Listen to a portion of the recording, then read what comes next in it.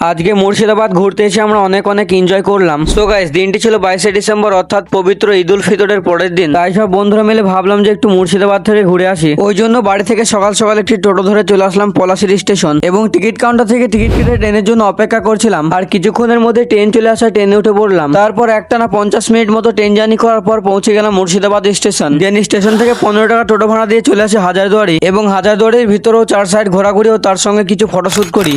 এরপর আমরা হাজারদুয়ারি থেকে বেরিয়ে একটি টোটো ধরে চলে আসি মতিঝিল পার্ক। তারপর মতিঝিলের কিছু সুন্দর সুন্দর দৃশ্য, সুন্দর সুন্দর মুহূর্ত উপভোগ করতে করতে দেখি পার্কের ভিতরে হার্দিক পান্ডে ও মোহাম্মদ শামি এসে ক্রিকেট প্র্যাকটিস করছে। তো যাই হোক, এদিকে আবার দেখি ইরান থেকে ইন্ডিয়ায় জাহাজে করে পেট্রোল আনা হচ্ছে। আর এত ঘোরাঘুরি করার পর আমাদেরও পেট্রোল শেষ হয়ে যায়। তাই একটি ফাস্ট ফুডের দোকান থেকে সবাই মিলে একটি করে এগরোল নিয়ে পেটটাকে শান্তি করে নিই। এবং ঘুরতে ঘুরতে কখন যে টেডি ভাইয়ের সঙ্গে দেখা সেটা আমি বুঝতেও পারিনি। আরে হাফিজুলদা, কেমন আছো?